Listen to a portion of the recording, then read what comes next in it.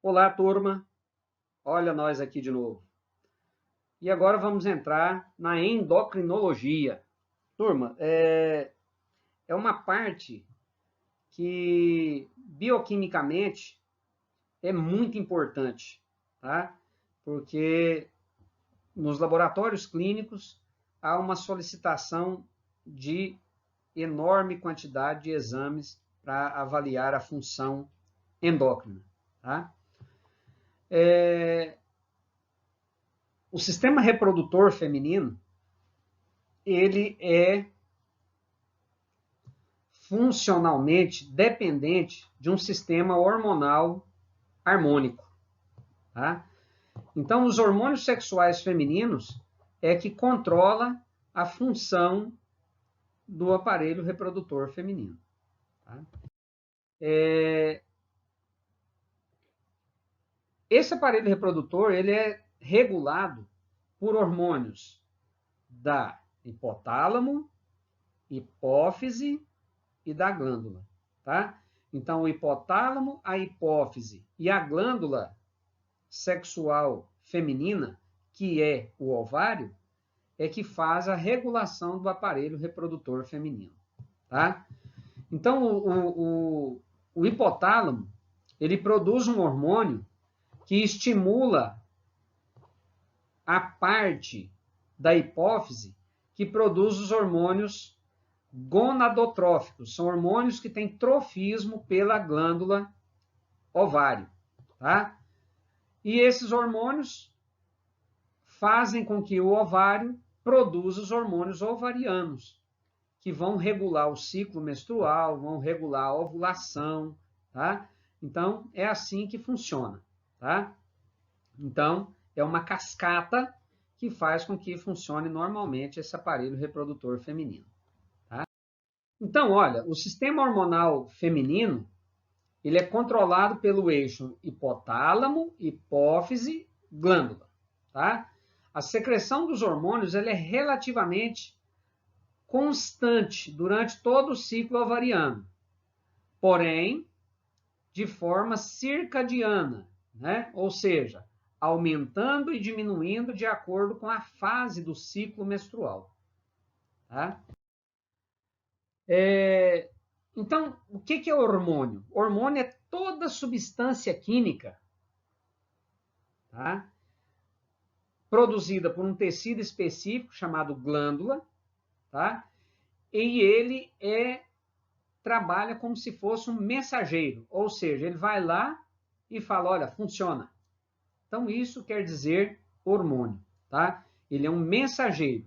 Ele é uma substância química que ativa o funcionamento de outra glândula, tá? E o hipotálamo, ele é o centro regulador do sistema endócrino, tá? Ele recebe e integra mensagens do sistema nervoso central e produz alguns hormônios reguladores que agem sobre a hipófise, fazendo ela funcionar. Os hormônios secretados no hipotálamo, eles são peptídeos, né? São proteicos, né? Eles passam diretamente para a glândula hipófise através de vasos sanguíneos especiais, vasos que fazem a comunicação do hipotálamo com a hipófise. Tá? A hipófise é uma glândula que fica situada no meio do encéfalo. Tá? Ela fica no meio do encéfalo. Ela fica depositada sobre uma parte óssea chamada célula túrcica. Tá? E a hipófise ela é dividida em duas regiões. Uma região chamada anterior e outra região chamada de posterior. Para nós aqui nesse momento interessa a região anterior, tá? Ela secreta hormônios no sangue que são transportados até as glândulas efetoras, tá? Então ele vai agir no córtex da adrenal, na tireoide, no ovário, no testículo e no pâncreas, tá? Então o hipotálamo age sobre a hipófise E cada célula diferente vai fabricar um hormônio diferente e vai agir em glândulas diferentes. Uma vez essas glândulas sendo estimuladas, elas secretam seus hormônios específicos, tá? E eles, através do sangue, vão fazer com que haja a ação desses hormônios ou no sistema reprodutor feminino ou masculino, ou na tireoide, né? Ou seja, vai agir no organismo inteiro, tá? A hipófise posterior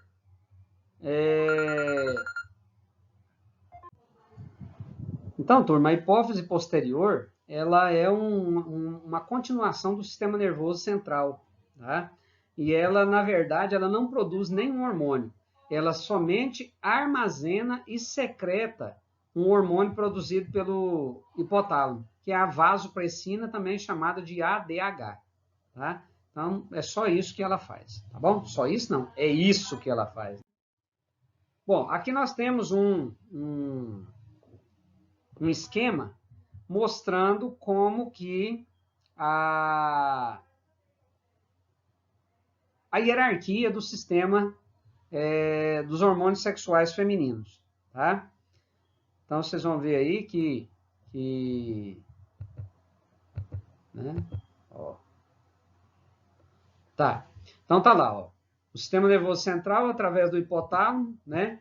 Ele fabrica os hormônios hipotalâmicos, que no caso dos hormônios sexuais femininos, ele chama GNRH, tá? Então, o hormônio hipotalâmico que age na hipófise, fazendo ela produzir os hormônios hipofisários, chamados de hormônios gonadotróficos, que é o LH e o FSH, é o chamado GNRH, hormônio liberador de gonadotrofina, ou hormônio regulador de gonadotrofina, tá? Esse GNRH age na hipófise, tá? Fazendo com que haja a produção de LH e FSH, que são chamados hormônios gonadotróficos. Esses hormônios gonadotróficos agem no ovário, fazendo com que haja a produção de progesterona e de estrogênios, tá? De progesterona e de estrogênios. Então, esse hormônio, ele vai fazer com que haja a produção de progesterona e estradiol. Na verdade, são de estrogênios, tá? O estradiol é o mais importante deles, o mais efetor, tá? E aí, daqui a pouquinho, a gente vai falar sobre a ação deles nos órgãos reprodutores. Tá? Então, tá aqui, ó.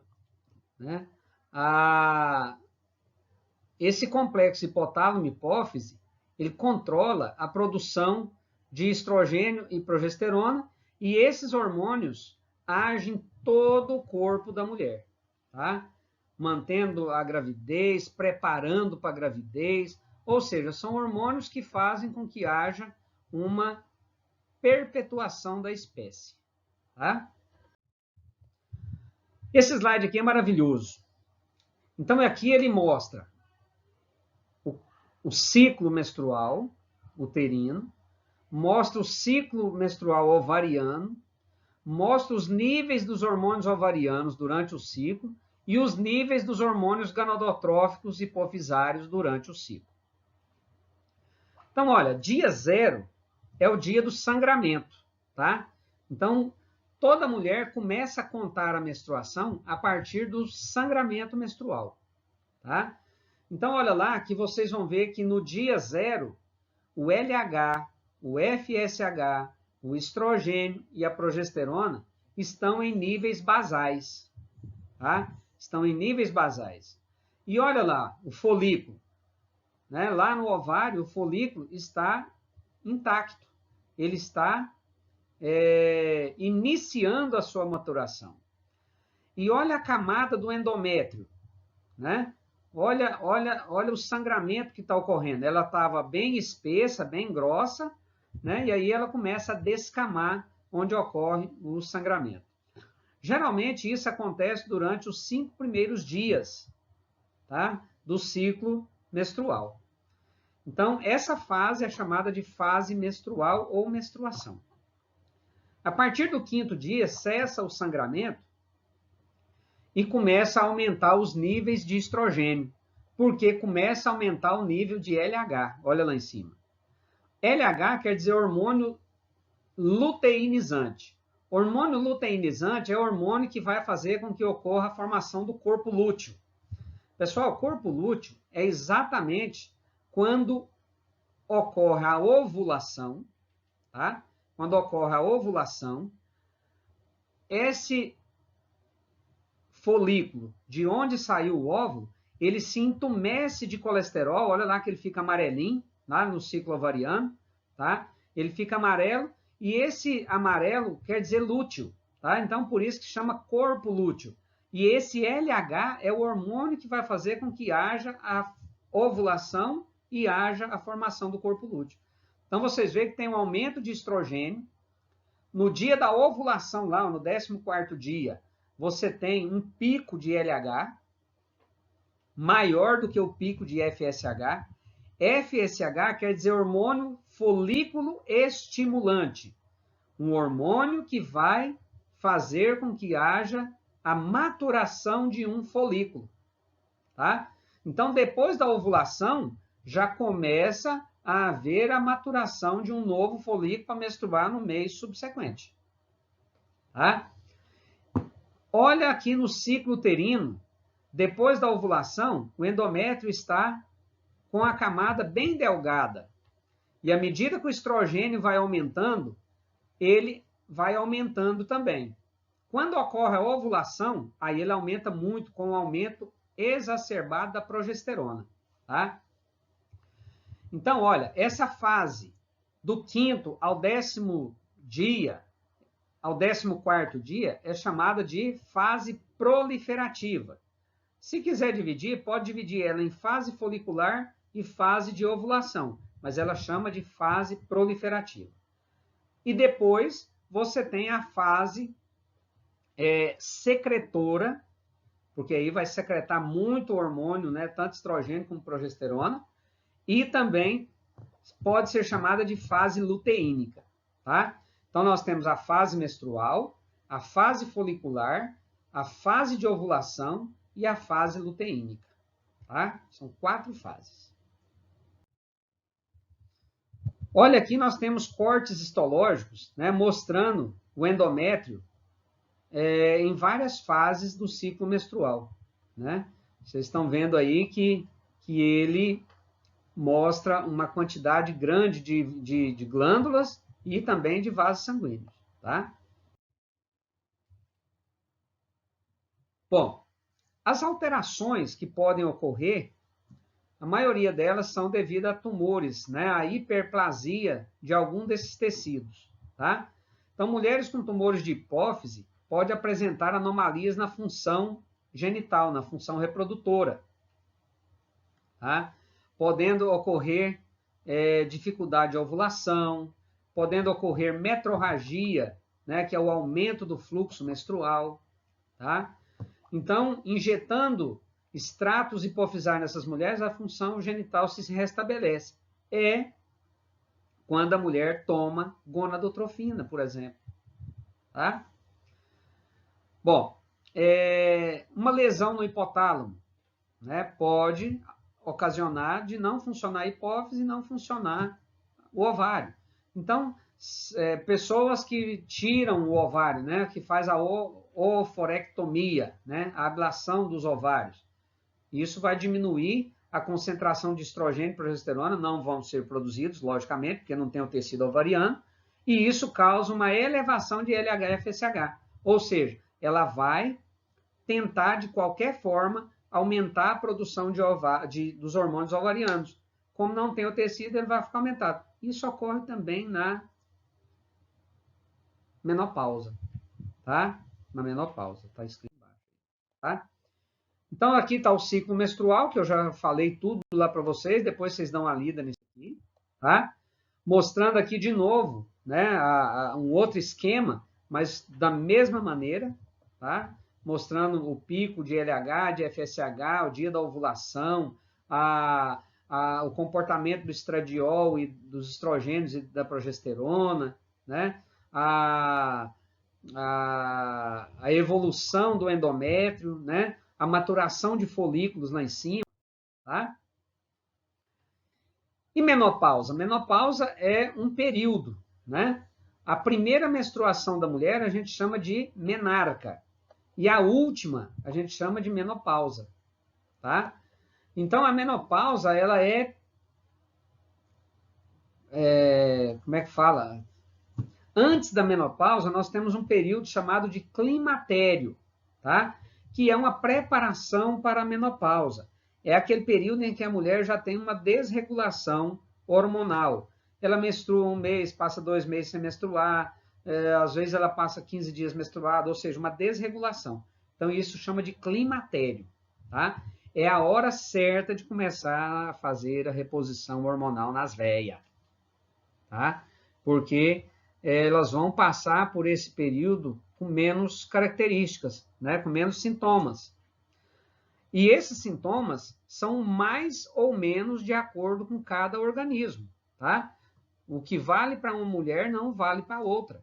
Então, isso precisa de ser avaliado clinicamente para que o médico possa, da melhor maneira, tratar essa mulher, né? Para que ela não tenha lá onda de calor, suor noturno, insônia, menor desejo sexual, irritabilidade, depressão, ressecamento vaginal, dor durante o ato sexual, diminuição da atenção e memória e os maridos largam nessa fase. Gente, é complicado, viu? Essa fase é uma fase que o marido precisa ter muito entendimento, né? Precisa de conhecer um pouco sobre isso também, para ele entender que aquilo não é por culpa da mulher, mas é uma constituição fisiológica dela, tá? E outra coisa, a menopausa ela pode chegar dos 35 anos para frente até os 55 anos, ou seja, tem mulheres que têm menopausa precoce e tem mulheres que têm menopausa bem estendida, tá? Então, olha, o médico pode pedir provas para ver onde é que está o problema, se é no hipotálamo, se é na hipófise, né? Então, por exemplo, existe um medicamento que chama Gonadorelin, tá? Que é o GnRH. Esse GnRH, como é que chama? Hormônio liberador ou regulador de gonadotrofina. Você compra ele, 0,1 ml, custa em torno de um salário mínimo, tá? E você injeta isso na mulher. Aí daí 60 minutos e 120 minutos você dosa LH e FSH.